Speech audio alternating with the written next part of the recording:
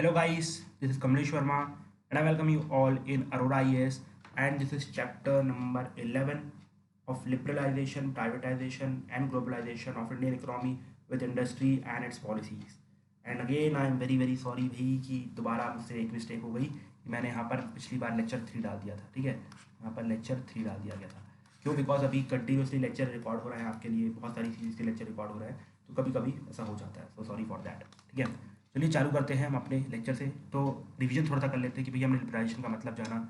Liberalisation के बाद हमने ये देखा कि भाई ग्लोबल लेवल में किस तरीके से कंट्रीज ने लिबरलाइजेशन की पॉलिसी एक्सेप्ट की। फॉर एग्जाम्पल यूएसए ने रेगनिज्म, ब्रिटेन ने थैचरिज्म, इसके बाद चाइना की ओपन डोर पॉलिसी। इसके बाद हमने लिबरलिज्म की थोड़ी बहुत आइडियोलॉजी जानी और क्यों हमने वेलफेयर स्टेट को क्रिटिसाइज़ किया।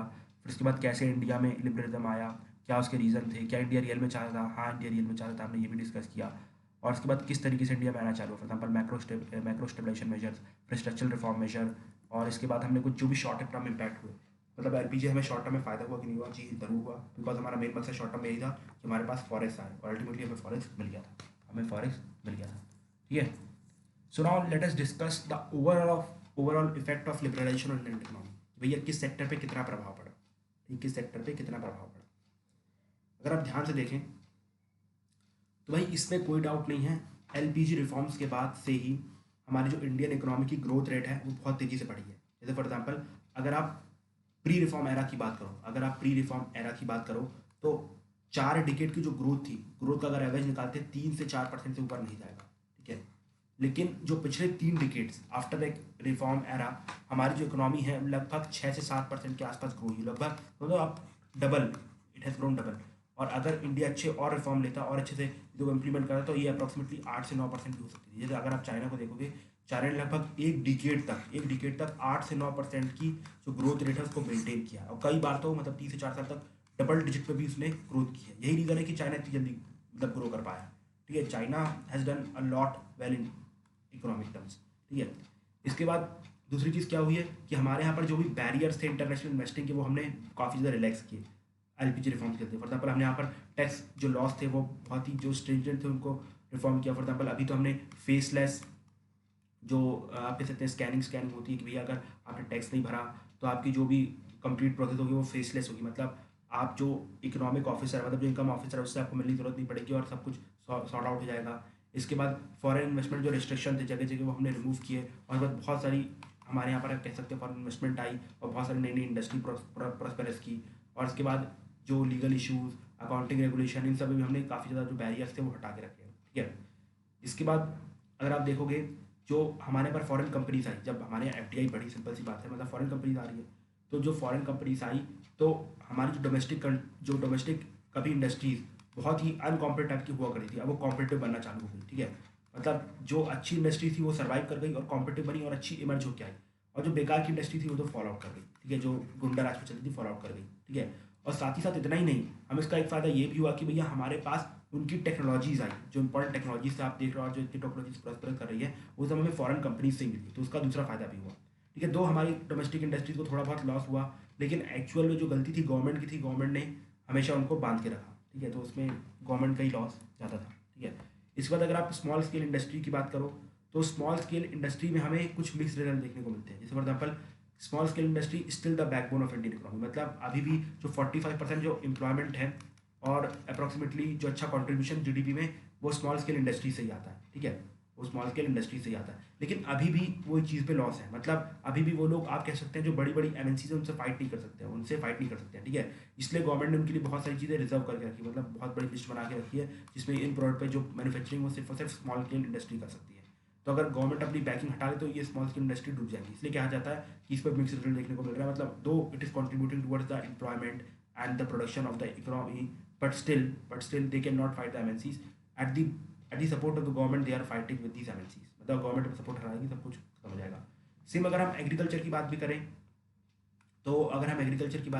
तो एग्रीकल्चर में सेम हमें देखने को मिला है कि भाई इसमें मिक्स रिजल्ट है, मतलब कुछ जगह तो हम एग्रीकल्चर में पहली बात तो सेल्फ सफिशिएंट हुए हैं। ठीक है, काफ़ी हद तक सेल्फ सफिशिएंट हुए हैं, जो हम सेल्फ सफिशिएंट ग्रीन रेवोल्यूशन के टाइम भी हो गए थे। ठीक है, बट फिर भी हम कह सकते हैं कि इसने हमें और सेल्फ सफिशिएंट किया है। हमारे पर बहुत सारी नई टेक्नोलॉजी आई है एग्रीकल्चर में, मतलब अगर आप कहा जाए जो मैकेनाइजेशन ऑफ एग्रीकल्चर जो टर्म है that is equal to globalisation, मतलब ग्लोबलाइजेशन नहीं होता तो मैकेनाइजेशन भी नहीं होता एग्रीकल्चर का। तो ये भी हमारे यहाँ पर काफ़ी बढ़ा है, ठीक है। और साथ ही साथ हमने कुछ अपने ब्रांडेड प्रोडक्ट्स, मतलब जो ब्रांडेड सीड्स हैं या फिर ब्रांडेड प्रोडक्ट्स हैं, उनकी जो एक्सपोर्ट है उसको बढ़ाया। फॉर एग्जाम्पल बासमती राइस, ये पूरे वर्ल्ड में जाना जाता है। हमारी दार्जिलिंग टी, ये भी काफ़ी पूरे वर्ल्ड में जानी जाती है। वैसे कई एक्सपोर्टिंग चीज़ें हमने बढ़ाई है, पश्मीना, ऊन, ये सब जो चीज़ें हैं, ठीक है, लोग बाहर पसंद कर रहे हैं। लेकिन उसका कुछ नेगेटिव इम्पैक्ट भी हुआ है, क्योंकि मैंने डब्ल्यूटीओ में बताया था आपको कि डब्ल्यूटीओ में जो भी पॉलिसीज आई हैं वो हमारे एग्रीकल्चर को नेगेटिवली इम्पैक्ट कर रही है। तो इसके लिए आप मेरा डब्ल्यूटीओ वाला लेक्चर देख सकते हैं, ठीक है। इसके बाद अगर हम सर्विस सेक्टर की बात करें तो service sector is the most profitable sector from this liberalisation of Indian economy. Most मतलब profitable sector of Indian economy, ठीक है, इसको मत भूलिएगा। देखो, अब जो हमारे सर्विस सेक्टर में है, क्यों सर्विस सेक्टर में इतनी ग्रोथ हुई है? जस्ट बिकॉज की सर्विस सेक्टर इज क्वाइट आपसे relatable to the LPG reforms, ठीक है। इसमें हमें यहाँ पर सिर्फ स्किल लेबर की ज़रूरत थी, नॉलेज इकोनॉमी की ज़रूरत थी, जो इंडिया में ऑलरेडी अवेलेबल थी, तो इंडिया ने इसे अच्छे से ग्रैस्प कर लिया, ठीक है। इसलिए सर्विस सेक्टर बहुत बढ़ गया है। इसके बाद अगर हम बैंकिंग की बात करें तो बैंकिंग भी हमारे यहाँ पर काफ़ी अच्छी स्ट्रॉन्ग हुई है, ठीक है। और हमारे यहाँ पर काफ़ी कम इम्पैक्ट देखने को मिले हैं ग्लोबल शॉक्स के। जैसे फॉर एग्जाम्पल जो 2008 की फाइनेंशियल क्राइसिस आई, उसके थोड़े कम शॉक्स थे as compare to whole of the world, ठीक है। हमारे पास कम शॉक्स थे। और आप देखेंगे हमारे जो बैंक्स हैं स्ट्रॉन्ग हुए हैं, ठीक है। इवन जो एसबीआई है वो टॉप 100 में धीरे धीरे आ रहा है, ठीक है। तो कह सकते हैं कि बैंक में भी मिक्स रिजल्ट देखने को मिल सकते हैं, but in short positive result ज़्यादा देखने को मिले, बिकॉज हमारे पास क्रेडिट बहुत ज़्यादा इंक्रीज हुआ। जैसे फॉर एग्जाम्पल अगर प्री रिफॉर्म एरा पे तो जो भी क्रेडिट है वो मिल ही नहीं कर रहा था, लेकिन अब जैसे ही बैंक है वो क्रेडिट देना चालू कर दिए हैं और हमारे यहाँ पर इंडस्ट्री जो है प्रॉस्परस कर रही है, ठीक है। इसके बाद अगर आप बात करें स्टॉक मार्केट की, स्टॉक मार्केट में आपको ऑलरेडी एक्सप्लेन कर चुका हूँ जो भी रिफॉर्म्स लिए गए हैं, तो आप उसके लिए मेरा मनी एंड कैपिटल मार्केट और लेक्चर दे सकते हैं। वहाँ पर भी आपको पॉजिटिव रिजल्ट देखने को मिलेंगे, बिकॉज हमारा एफडीआई बहुत ज़्यादा बड़ी है, पी नोट्स आए हैं, ये आया वो आया, बहुत कुछ है जो मैंने ऑलरेडी एक्सप्लेन करके रखा है। एलपीजी जो भी इम्पैक्ट पड़े, फिर आप उसको चेक कर सकते हैं। तो ultimately we are done with the liberalisation. पिछले लेक्चर में आपको लिबरलाइजेशन का मतलब समझाया, ग्लोबल लेवल पर कंपेयर किया, शॉर्ट टर्म इम्पैक्ट बताया, लॉन्ग टर्म इम्पैक्ट बताया, जो भी पॉजिटिव नेगेटिव हर चीज़ हमने लिबरलाइजेशन की देख ली, ठीक है। अब इसका कंक्लूजन कुछ देना चाहोगे आप कि भाई लिबरलाइजेशन का कंक्लूजन क्या है?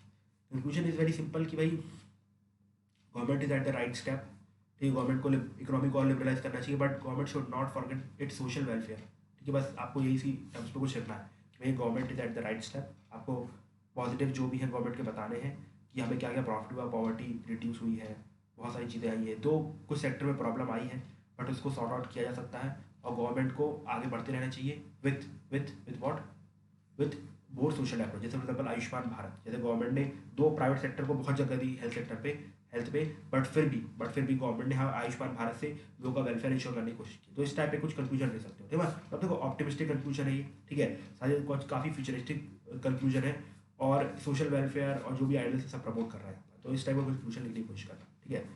सो हमारा लिबरलाइजेशन ऑफ इंडियन इकोनॉमी हो गया खत्म। अब ultimately we are going to start industries, policies and its various issues, ठीक है। चलिए चालू करते हैं। देखो, जो इंडस्ट्री है मैंने आपको ऑलरेडी बता दिया था एग्रीकल्चर के पार्ट में कि भैया जो इकोनॉमी रहती है वो 3 सेक्टर में डिवाइड रहती है। दो अभी जो क्वार्टरली क्यूनरी उसकी बात नहीं कर रहे हैं, वो अभी कुछ खास इंपॉर्टेंट भी नहीं है। मेनली 3 सेक्टर में डिवाइड रहती है। एक आता है एग्रीकल्चर, ठीक है। एग्रीकल्चर बाद इंडस्ट्री, इंडस्ट्री बाद आता है सर्विस, ठीक है। तो हमने पिछले लेक्चर में एग्रीकल्चर अच्छे से समझ लिया था कि क्या क्या इशूज़ हैं, क्या क्या प्रॉब्लम है, कैसे कैसे एग्रीकल्चर में प्रॉस्पेरिस किया हमने। लेकिन अब हमें समझना है इंडस्ट्री को, ठीक है। एग्रीकल्चर कॉन्ट्रीब्यूशन क्या था? 17 से 18%, ठीक है। अब एक घट के कुछ 15-16% के आसपास भी आ गया है, ठीक है। एक बार डेटा चेक कर लेना, जो नया इकोनॉमी सर्वे आएगा ना उसमें एक बार डेटा देख लेना, वो लोग सही सही बताएंगे। जो डेटा आपको चेक करना है इकोनॉमिक्स का, वो इकोनॉमिक सर्वे ही करना, वो बिल्कुल ऑथेंटिक डेटा होगा, ठीक है। काफ़ी कोई वेबसाइट पर रिलाई मत करना, चाहे कोई भी हो, विजन भी क्यों ना हो, ठीक है। तो उसके बाद अगर हम आगे देखें तो वही जो इंडस्ट्री का जो कॉन्ट्रीब्यूशन हमारी इकोनॉमी में वो है 26%, और जो बचा हुआ कुछ 52-55% है, that is belong to the service sector, ठीक है। अब देखो जो इंडस्ट्री है ना, इंडस्ट्री का मतलब सिर्फ प्रोडक्शन नहीं होता। हमारे पास इंडस्ट्री में 3 चीज़ें आती है। एक आती है मैन्युफैक्चरिंग, ठीक है। दूसरी आती है माइनिंग, तीसरी आती है कंस्ट्रक्शन। अगर आप माइनिंग एंड क्वेरिंग देखोगे तो ये जो आती है ये प्राइमरी सेक्टर पे आती है, ये प्राइमरी सेक्टर में डेवलप्ड कंट्रीज में आती है, और इंडिया ने इसको सेकेंडरी सेक्टर मतलब इंडस्ट्री वाले सेक्टर में क्लासीफाई करके रखा है, ठीक है। लेकिन याद रखना कि अगर क्वेश्चन आ जाता है कि mining and quarrying at globe is classified as primary or secondary, तो at global level it is classified as primary, but in India it is classified as secondary sector, ठीक है। तो देखना इंडस्ट्री में 3 चीज़ें आती हैं, एक आती है मैन्युफैक्चरिंग, दूसरी आती है माइनिंग, तीसरी आती है कंस्ट्रक्शन, ठीक है। और इसका कॉन्ट्रीब्यूशन कितना है इंडस्ट्री का हमारी ग्लोबल जीडीपी में? दैट इज अप्रॉक्सीमेटली 26%, ठीक है। दैट इज अप्रॉक्सीमेटली 26%, ठीक है।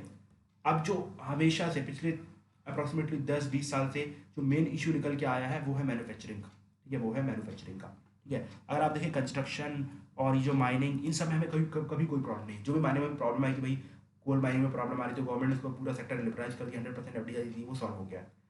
सेम कंस्ट्रक्शन बात करो, वो भी बहुत अच्छा चल रहा है, जैसे जैसे पैसा मिलता है तो इंफ्रास्ट्रक्चर की अपनी प्रॉब्लम है और सॉल्व होती जा रही है। लेकिन जो सबसे बड़ी मेन प्रॉब्लम जो पिछले 30 सालों से इंडियन गवर्नमेंट में चली आ रही है, उसी को सॉल्व करने के लिए हमारे मोदी साहब ने make in India programme, made in India programme चालू किया। तो वो इशू है क्या? देखो इशू ये है कि 1991 से हमारी जो मैन्युफैक्चरिंग ग्रोथ है वो स्टेगनेंट रही है, 15 से 16% से बढ़ी नहीं यार, इससे ज़्यादा पता नहीं बढ़ क्यों नहीं रही है। इसलिए मोदी साहब ने इस प्रॉब्लम को सॉल्व करने के लिए क्या किया था, मेक इन इंडिया प्रोग्राम चालू किया था। लेकिन ये भी कुछ खास सक्सेसफुल नहीं रहा, उसमें तो 1% ग्रोथ भी नहीं बढ़ी है इसमें, वही 15-16% की अभी भी स्टैगनेंट है। ऊपर से बीच में डिमोनेटाइजेशन, फिर आपका जीएसटी और अब ये कोरोना, तब क्या कर सकते हैं, है ना। सो अब ये बताओ कि गवर्नमेंट इस सेक्टर पे फोकस कर रही है, लेकिन क्यों फोकस कर रही है सेक्टर पे भाई, क्या प्रॉब्लम है? देखो इस सेक्टर पे फोकस करने का फ़ायदा ये होता है कि ये जो सेक्टर है वो लेबर इंटेंसिव है। मतलब जो मैन्युफैक्चरिंग होती है वो बिना लेबर के नहीं हो सकती, उसमें लेबर बहुत ज़्यादा लगती है। और हमारी पॉपुलेशन हो गई 130 करोड़, और हर कोई बोल रहा है भैया हमारे पास डेमोग्राफिक डिविडेंड है, डेमोग्राफिक डिविडेंड है, मतलब पॉपुलेशन बहुत ज़्यादा है, वर्किंग एज पॉपुलेशन है। लेकिन अगर आप उनको जॉब नहीं दोगे, अगर आप उनको जॉब नहीं दोगे, तो भाई ये बता दो कि वो डेमोग्राफिक डिजास्टर बन जाएगा। मतलब लोग सोशल इवल की तरफ चले जाएंगे, टेररिज्म बढ़ेगा, सोशल इल्स बढ़ेंगे, और अल्टीमेटली आपका demographic dividend, demographic profit, demographic disaster बन जाएगा। तो इन शॉर्ट आपको उनको रोजगार प्रोवाइड करना है। एग्रीकल्चर में आपको ऑलरेडी बता चुका हूँ, ठीक है, कि भाई वहाँ पर एग्रीकल्चर में आपको किसी भी हद पे आपको कुछ, मतलब एक लेवल से ऊपर आपको प्रोडक्शन और एक लेवल से ऊपर ज़्यादा आपको एम्प्लॉयमेंट नहीं मिलेगी, तो एग्रीकल्चर इज अ फेलियर, वहाँ पर कुछ नहीं मिलेगा। सर्विस सेक्टर में भी लिमिटेशन है। अगर मैंने आपको नहीं बताया तो लेट मी टेल यू, भाई सर्विस सेक्टर में भी क्या है कि इतनी लेबर इंटेंसिव नहीं हो, कैपिटल इंटेंसिव ज़्यादा, वहाँ पर जितना कैपिटल लगाओगे उतना प्रोग्रेस करोगे।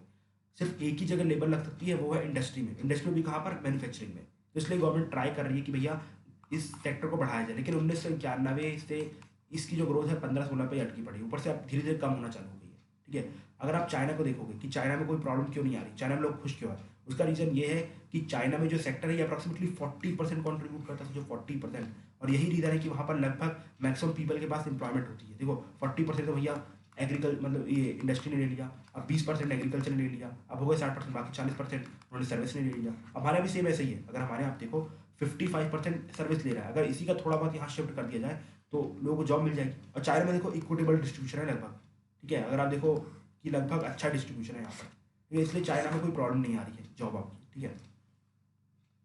और आई थिंक मैंने आपको एक्सप्लेन कर दिया कि भैया एग्रीकल्चर में मतलब जो कह सकते हैं कि भैया क्यों एम्प्लॉयमेंट नहीं बढ़ सकती है, बिकॉज कुछ लिमिटेशन है। उसका आंसर है law of diminishing marginal utility, ये मैंने आपको पिछले लेक्चर में एक्सप्लेन कर दिया, तो जाके वहाँ पर चेक कर लीजिएगा, ठीक है, कि भैया हमें अल्टीमेटली अगर हमें अपने जो पॉपुलेशन है उसको अगर जॉब देनी है तो एक ही सोल्यूशन है, वो है मैन्युफैक्चरिंग। ना तो एग्रीकल्चर ना ही सर्विस सेक्टर, सिर्फ और सिर्फ मैन्युफैक्चरिंग, ठीक है। बिकॉज सर्विस सेक्टर भी जॉब नहीं देने वाला, बिकॉज वहाँ पर स्किल बहुत रिक्वायर्ड है, हमारी इंडियन पॉपुलेशन में स्किल है ही नहीं, और वहाँ पर उतनी जॉब भी नहीं है। अगर आप स्किल ले भी लो ना तो जॉब नहीं है। फॉर एग्जाम्पल इंजीनियर्स स्किल्स आ गई हैं बट फिर भी जॉब ही नहीं है, और अगर जॉब है तो स्किल्स नहीं है उसके बराबर, तो अल्टीमेट सर्विस कुछ नहीं करने वाला। एग्रीकल्चर में आपको ऑलरेडी उसका लॉस बता चुका हूँ, मतलब law of diminishing marginal utility. तो अल्टीमेटली सोल्यूशन है वो मैन्युफैक्चरिंग में ही है, तो आपको मैन्युफैक्चरिंग में आके रिलाई करना पड़ेगा, मैन्युफैक्चरिंग में ही आके आपको रिलाई करना पड़ेगा, ठीक है। तो सिंपल सी बात है, ये जो मैन्युफैक्चरिंग में हमें रिलाई करना है, ये सब जो बात है गवर्नमेंट को बहुत पहले से पता थी। ये गवर्नमेंट को बात 1947 में ही पता थी। अब कैसे पता थी, लेट मी टेल यू, ठीक है। तो ये पता जब चली गवर्नमेंट को, जब 1919 के आसपास, 1919 से 1921 के आसपास हमारे जो नेहरू जी है ना, वो कहाँ जाते हैं, बर्लिन में आई थिंक कोई विजिट में जाते हैं, ठीक है, विजिट में जाते हैं, ठीक है, विजिट में जाते हैं, अपनी वाइफ को भी देखने जाते हैं, उसकी तबीयत खराब थी और कुछ इश्यूज थे उसके, उसमें भी वो जाते हैं वहाँ पर। इट वॉज 1929, नॉट 1929 के आसपास जाते हैं, ठीक है। उस टाइम पे वो सोवियत यूनियन की विजिट करते हैं, सोवियत यूनियन की विजिट करते हैं, और वहाँ पर देखते हैं सोवियत यूनियन ने पिछले 13 सालों के अंदर इतनी ड्रास्टिक इंप्रूवमेंट की है कि भैया यूएसए पीछे हो रहा है, मतलब इतनी प्रोडक्शन हो रही, इतनी प्रोडक्शन हो रही है आप सोच नहीं सकते। तो वहाँ पर नेहरू जी ने पूछा कि भाई क्या रीज़न है आपकी इतनी प्रोग्रेस का, तो उन्होंने बोला कि भैया हमने सोशलिस्टिक इकोनॉमी लगाई और इसमें हमने स्टेट ने भी सारी इंडस्ट्री बनाई, बिकॉज प्राइवेट सेक्टर लोग बहुत करप्टेड होते हैं, तो स्टेट ने अपनी इंडस्ट्री बनाई, उससे प्रोडक्शन बढ़ाया, और आज जो देख रहे हो आपको इतनी इंप्लॉयमेंट है, ये सब है, ये सब इसी पॉलिसी से आई है। तो उस टाइम पे नेहरू जी ने सोच लिया था, नेहरू जी का दिमाग चल गया था कि भैया एग्रीकल्चर पे कोई प्रॉफिट नहीं है, एग्रीकल्चर पे उनका लॉस बताया गया जो यूएसआर वालों ने, उन्होंने लॉस बताया कि देखो भाई, अगर आप एग्रीकल्चर पे रिलाय करोगे तो एक टाइम तक आपको अच्छा प्रॉफिट मिलेगा, लेकिन कुछ टाइम बाद ये प्रॉफिट कम होना चालू हो जाएगा। क्यों? Law of diminishing marginal utility. नहीं सारे समझ में, लिटरेचर में जाकर देख सकते हो, ठीक है। तो अल्टीमेटली जो फोकस होना है वो इंडस्ट्री में होना है। ये नेहरू जी को तभी पता चल गया था, और आज भी मोदी जी को पता है, लेकिन तब नेहरू जी कुछ कर पाए थे ना, आज मोदी जी कुछ कर पाए, ठीक है। एटलीस्ट नेहरू जी ने इंडिया को बेस से ऊपर बढ़ा दिया था। मतलब आप बता दो, जो साइकिल का पहला पेडल है ना, वो मानना लगभग नामुमकिन होता है, बहुत मुश्किल होता है, बहुत मेहनत से लगता है, तो वो नेहरू जी ने कर दिया था। लेकिन जो आगे जो मतलब सरकार है, इन्होंने कुछ अच्छा काम नहीं किया ना, इंदिरा गांधी ने, ना राजीव गांधी ने, ना कुछ कोलिशन गवर्नमेंट, किसी ने कुछ अच्छा काम नहीं किया। यही रीज़न है कि हमारा जो साइकिल है तेज पहिया पहिया नहीं चला। और चाइना में जो माओ जे डोंग ने काम किया था, उसके ऊपर जो भी नए प्रेसिडेंट आए उन्होंने अच्छा काम किया, तो इसलिए वहाँ पर चाइना में अच्छा हुआ, ठीक है। तो नेहरू जी को सब पता चल गया था कि भैया हमें जो भी अगर प्रॉफिट होना है वो इंडस्ट्री से होना है, बिकॉज वो जानते तो उस टाइम पे पॉपुलेशन बहुत ज़्यादा है, फ्यूचर में बढ़नी बहुत ज़्यादा है। तो अल्टीमेटली हमारी जो कंट्री का सोल्यूशन है, अगर हमें हमारी कंट्री को मतलब जो गरीबी से बाहर निकालना है, नेहरू जी का ये कहना है कि अगर हमें हमारी कंट्री को गरीबी से बाहर निकालना है तो उसका सोल्यूशन रिलीजन नहीं है, उसका सोल्यूशन है इंडस्ट्रीज। तो इंडस्ट्री जो पीएसयूज बन रहे हैं, they are the modern temples of India. तो आपको वहाँ जाके वर्शिप करनी है, आपको इंडस्ट्रीज को आगे बढ़ाना है, तो ये नेहरू जी का पर्पस था, ठीक है। तो अब before starting this let me check the time कि भाई टाइम बचा है कि नहीं बचा है। So I think it is 17 minute, let it be, ठीक है। हम अगले लेक्चर से पूरी इंडस्ट्रियल पॉलिसी चालू करेंगे, और जो भी इंडस्ट्रियल पॉलिसीज़ हैं और जो भी इसके इम्पैक्ट हुए उसको हम डिस्कस करेंगे, और वी विल एंड इट। इसके बाद जो फॉर्मल इंडस्ट्री का टॉपिक है, जो भी इशू है, उस पर हम आ जाएंगे, ठीक है। तो आज के लिए इतना ही रहने देते हैं। Thank you and have a nice day my dear friends.